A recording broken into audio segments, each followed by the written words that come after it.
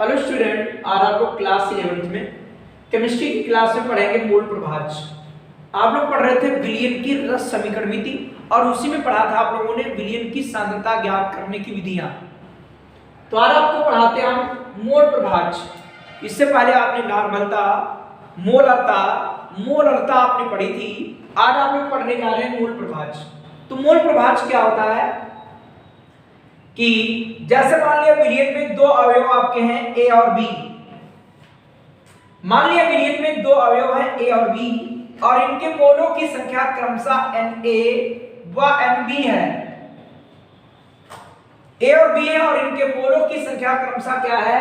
Na व Nb है। तो ए का मोल प्रभाज्य क्या आएगा? अवयव ए का मोल प्रभाज्य, अवयव ए का मोल प्रभाज्य क्या आएगा?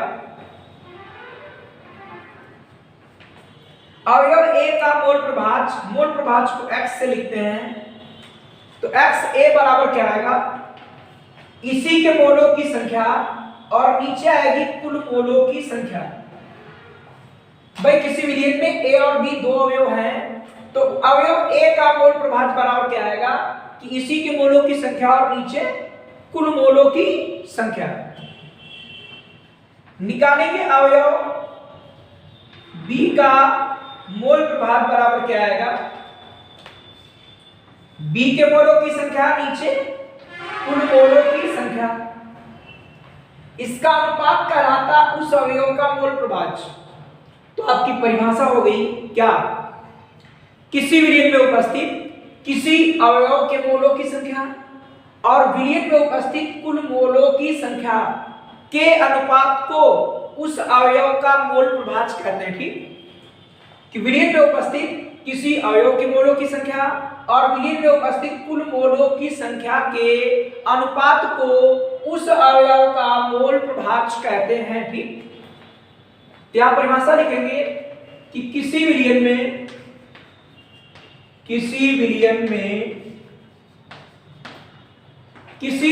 उपस्थित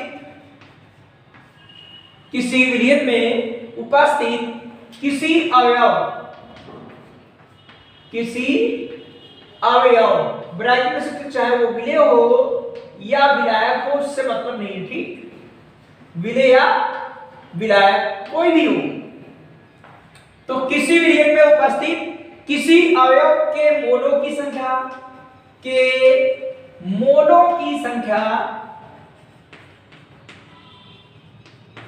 तथा विलयन में उपस्थित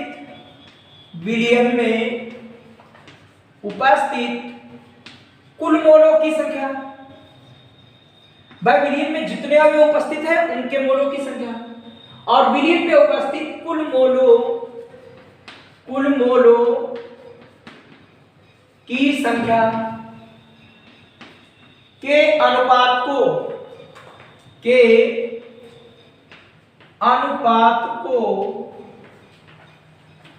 उस अवयव का मोल प्रभाज्य कहते हैं। उस अवयव का मोल प्रभाज्य कहते हैं।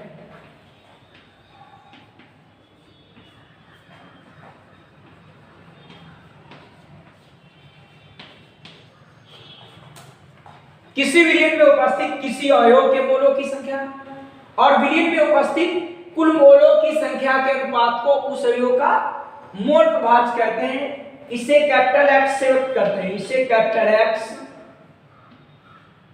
से व्यक्त करते हैं।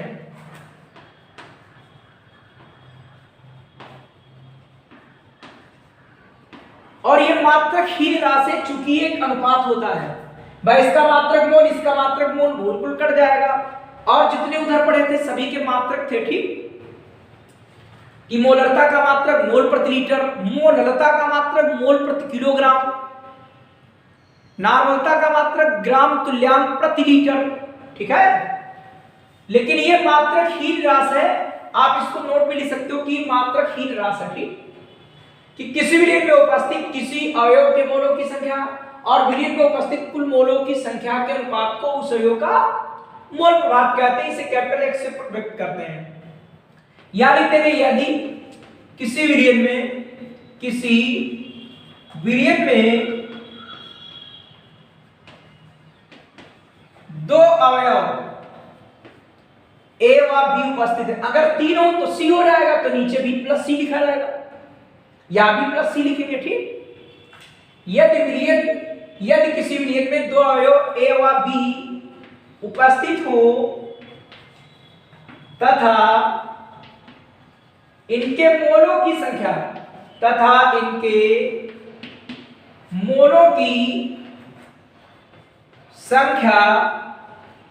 Na व Nb हो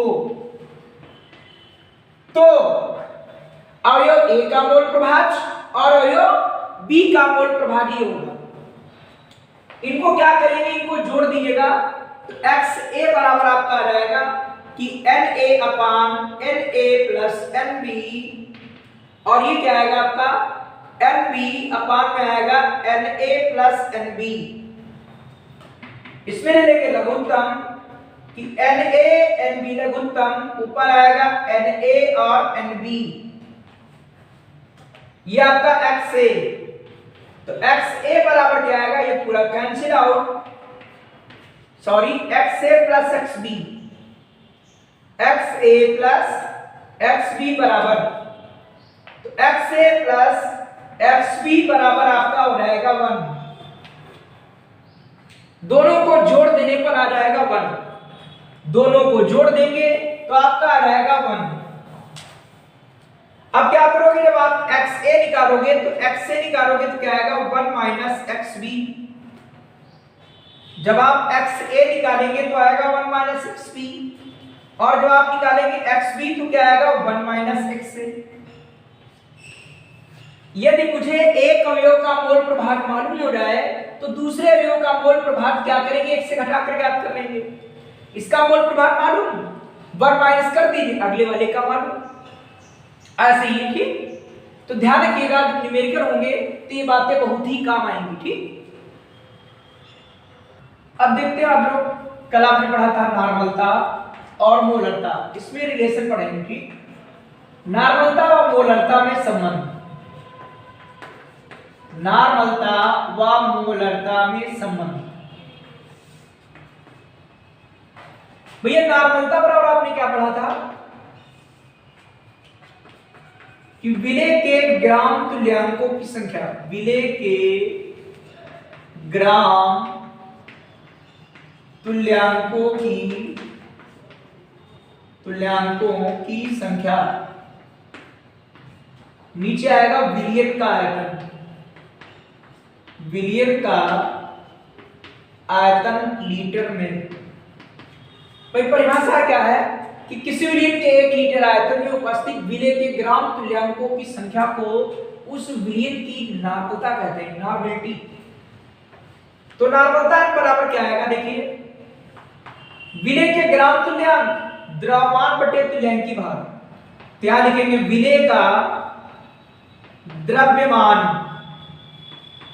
ब्रैकेट में चलेगा ग्राम में, नीचे क्या आएगा विलेय का तुल्यांकी भार,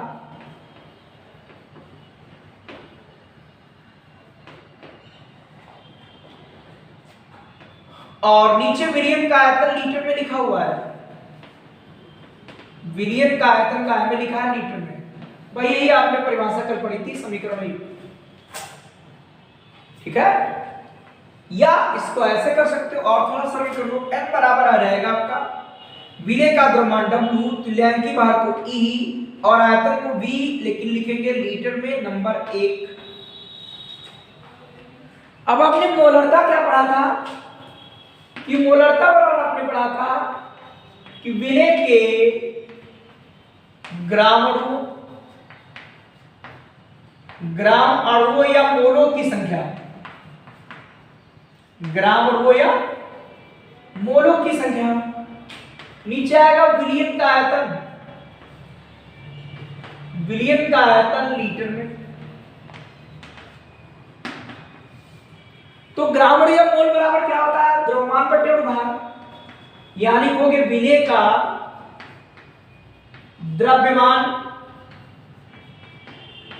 ग्राम में नीचे क्या आएगा, विलय का आणविक द्रव्यमान,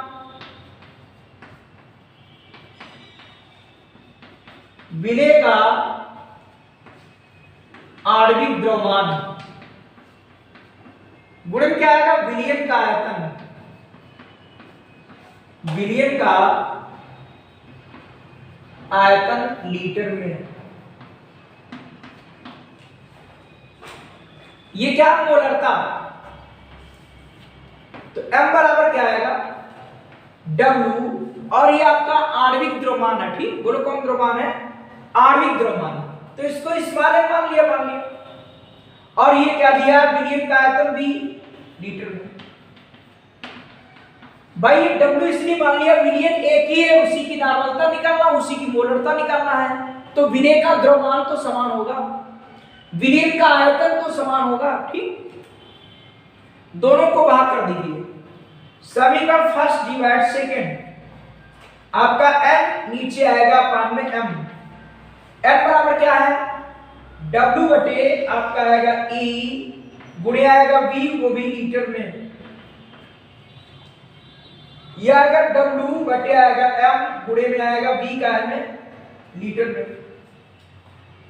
आप देखिए क्या होगा,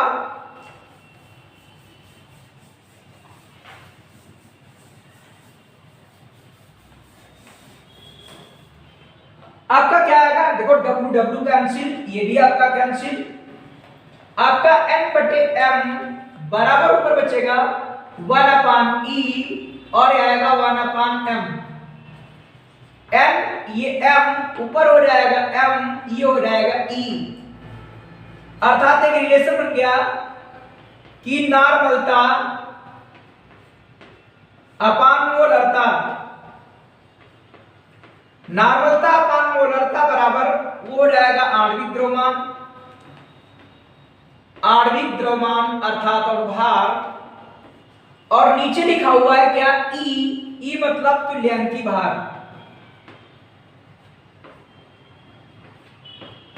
ठीक है, E मतलब इक्विवेलेंट वेट अर्थात तुल्यांकी भार, ये मॉलिक्यूलर वेट, इसको लिख सकते हो स्मॉल n, इस अनुपात को लिख सकते हो स्मॉल n, तो आपका n बटे m बराबर ले सकते हो n, अर्थात नॉर्मलता बराबर n गुणे मोलरता।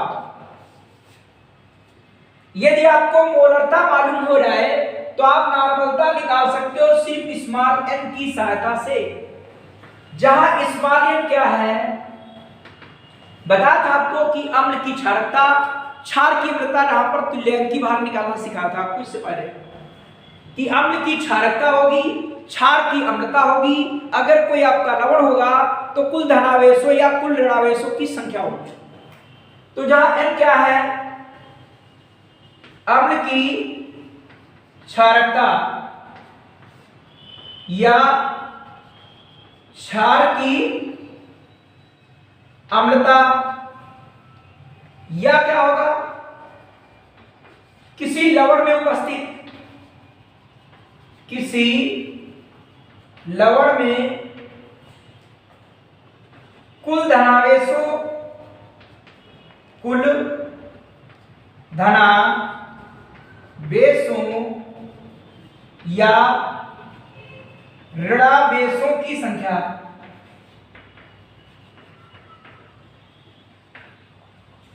अम्ल की क्षारकता होगी, क्षार की अम्लता होगी, अगर कोई हमारा लवण हुआ, जैसे इस प्रकार वाले लवण, वो संकर लवण, जटिल लवण नहीं, इस प्रकार के लवण कि 2Na आएगा प्लस, कार्बोनेट पर 2 माइनस, तो n का मान 2 आएगा, देखो 2 आपका धनावेश, कुल धनावेश 2, कुल ऋणावेश 2, चाहे धनावेश लिखो या ऋणावेश लिखो। और अम्ल की क्षारकता क्या होती है कि अम्ल के एक अणु में उपस्थित विस्थापनीय हाइड्रोजन परमाणु की संख्या को अम्ल की क्षारकता कहते हैं। यही बताया था आपको कैसे निकलेगी, और इनकी आपको टेंशन नहीं लेना, जब न्यूमेरिकल करोगे वहां पर सीख जाओगे और आगे आपको कॉन्सेप्ट भी इसके पढ़ाए जाएंगे, ठीक, क्योंकि इनका मान और भी होता है कि ऑक्सीकारक अपचायक में प्रति अणु ऑक्सीकरण संख्या में हुई कमी या वृद्धि, ये आपको जो बताया ये जो आप जानते नहीं हो, ठीक। आगे जब आप रेडॉक्स क्रिया पाठ पढ़ोगे तो वहां पर n का मान और भी ज्यादा क्लियर होगा, ठीक, कि n बराबर क्या हो सकता है। इसके अतिरिक्त और भी हो सकता है, वो आप लोग आगे पढ़ेंगे भी, ठीक। जब आप लोग रेडॉक्स अभिक्रिया और केमिकल बॉन्डिंग चैप्टर आप जब पढ़ लेंगे फर्स्ट ईयर में, तो बेटा अगला मान आप आसानी से निकाल लिया करोगे। ठीक, यहाँ पर आप टेंशन मत लेना, न्यूमेरिकल होंगे तो आसानी से कर लोगे। तीन क्या अम्ल की क्षारकता, क्षार की अम्लता या किसी लवण में कुल धनावेशों या ऋणावेशों की संख्या। अगर मोलरता मालूम है और स्मॉल m का मान मालूम, तो आप नॉर्मलता निकाल लेंगे। यही नॉर्मलता और मोलरता में संबंध है। ठीक, देखते हैं इसके एक आध उदाहरण आपको बताते हैं। जैसे HCl है तो इसमें विस्थापनीय हाइड्रोजन परमाणु की संख्या कितनी, 1, तो इनका मान 1, तो नॉर्मलता मोलरता बराबर बराबर। जैसे ये अम्ल है H2SO4, इसमें विस्थापनीय हाइड्रोजन परमाणु संख्या कितनी, 2, तो स्मॉल m का मान क्या लिखोगे, 2, तो नॉर्मलता बराबर आया 2 गुणे मोलरता, नॉर्मलता बराबर 2 गुणे मोलरता। और आपको न्यूमेरिकल में सिखाया जाएगा कि कैसे स्मॉल m का मान निकालेंगे आप। अगला संबंध आप लोग पढ़ेंगे मोलरता व मोल प्रभाव में संबंध। ये मोस्ट इंपॉर्टेंट संबंध आपका है, मोलरता व मोल प्रभाव में संबंध।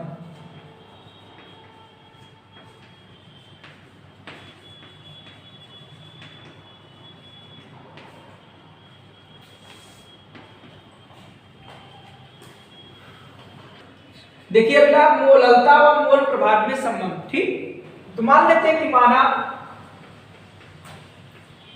किसी विलयन में 2 अवयव आपके हैं, किसी विलयन में 2 अवयव A व B उपस्थित है। माना किसी विलयन में 2 अवयव A व B उपस्थित हैं, जिनके मोलों की संख्या, जिनके मोलों की संख्या स्मॉल Na व स्मॉल Nb है। माना किसी विलयन में 2 अवयव A व B उपस्थित है, जिनके मोलों की संख्या स्मॉल Na व स्मॉल Nb है।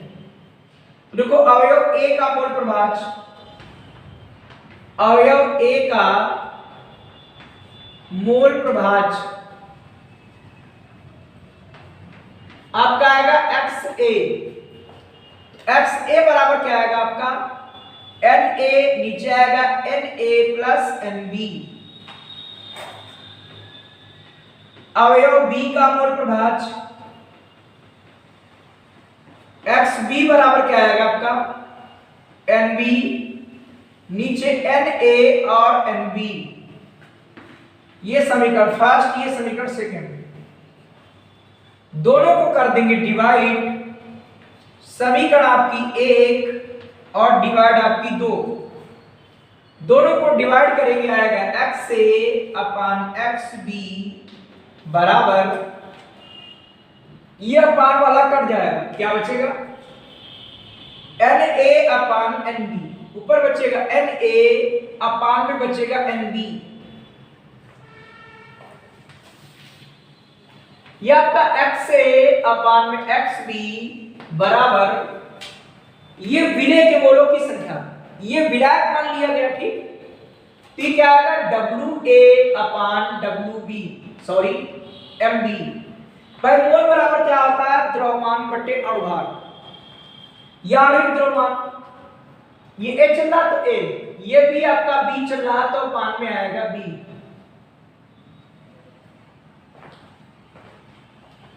क्या रहेगा, XA अपान XB बराबर क्या रहेगा आपका, WA अपान में MA, ये पलट दीजिए ऊपर चला जाएगा, क्या MB गुणे में चला गया, नीचे क्या बचेगा WB। वही क्या है W, ये M अपान में आ गया जब A लिखा है, और ये B वाला तो ये टर्म आपका ऊपर, ये आपका रह गया नीचे। अब देखिए आपने अगर मोलरता पढ़ी हो तो आपने देखा होगा मोलरता बराबर क्या होता है, देखिएगा मोलरता बराबर आप चाहो तो सबसे पहले लिख सकते हो ठीक, कि मोलरता बराबर क्या होगा, विलय के मोल, विलय के मोल नीचे क्या आएगा, विलायक का द्रव्यमान, विलायक यहां पर मान लिया गया बी, तो विलायक का द्रव्यमान लेकिन ये केजी में, और अगर आपका ग्राम में हो तो गुणे में 1000 चलता है, ये मालूम है आपको। भाई मोललता बराबर क्या है कि विलेय के मोल, विलेय ए मान लिया गया तो आपका बी विलायक होगा ही, ठीक है। तो ये क्या आया, Na विलेय के मोल, नीचे क्या है विलायक का द्रव्यमान ग्राम में तो गुणे में 1000, परिभाषा आपने पढ़ी थी कि 1 किलोग्राम विलायक में या 1000 ग्राम विलायक में उपस्थित विलेय के मोलों की संख्या को उस विलयन की मोललता कहते हैं। अब Na है तो क्या आएगा, ये WA/Ma, क्योंकि मोल बराबर द्रव्यमान बटे अणुभार, और ये लिखा आपका WB और गुणे में आएगा आपका 1000, ये हो गई आपकी मो और कौन ललता, ये आपने मोललता ऐसे पढ़ी है, ठीक है। ये आप सबसे पहले आप लिख सकते हो कहीं पर भी, ऐसा सिस्टम मुझे यहां पर लाना है। तो देखिएगा इतने में देखो आपको कुछ नजर आ रहा होगा, देखिए आ रहा कि नहीं भैया। तो आप m को नीचे कर सकते हो, तो नीचे आ जाएगा XA अपान आएगा XB और गुणे में आ जाएगा आपका क्या MB, बराबर क्या बचेगा आपका WA/MA और WB, इतना बचेगा।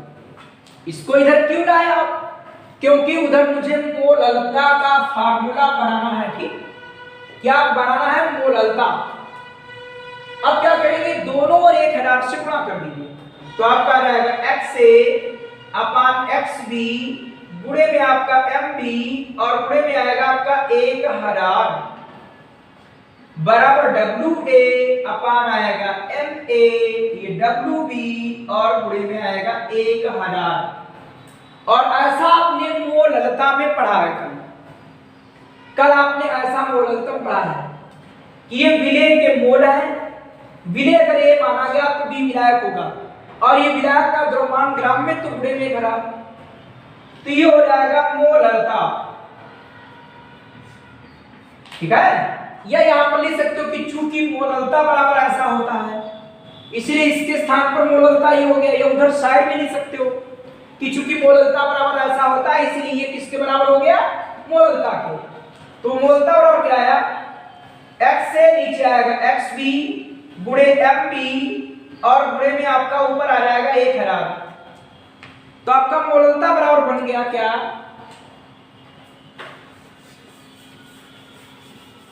तो मोललता बराबर आपका आ गया संबंध, मोललता बराबर XA नीचे क्या आएगा XB गुणे में आएगा आपका MB और आपका ऊपर गुणे में आएगा 1000, ये हो गया रिलेशन, और ये मोस्ट इंपॉर्टेंट रिलेशन है। ये अवयव A का मोल प्रभाज लिखेंगे, ये अवयव B का मोल प्रभाज लिखेंगे, और जिसका मोल प्रभाज रहेगा उसी का अणुभार यहाँ लिखेंगे और गुणे में 1000, और इससे आपके न्यूमेरिकल कई भी लगेगी, ठीक। और मोस्ट इंपॉर्टेंट न्यूमेरिकल है और सबसे अच्छा संबंध है, इससे बहुत जल्दी लगेगा न्यूमेरिकल। ध्यान रखिएगा कैसे हमने निकाला है, अगर ये विलेय है तो ये विलायक होगा, ठीक है, ध्यान रखना आप लोग।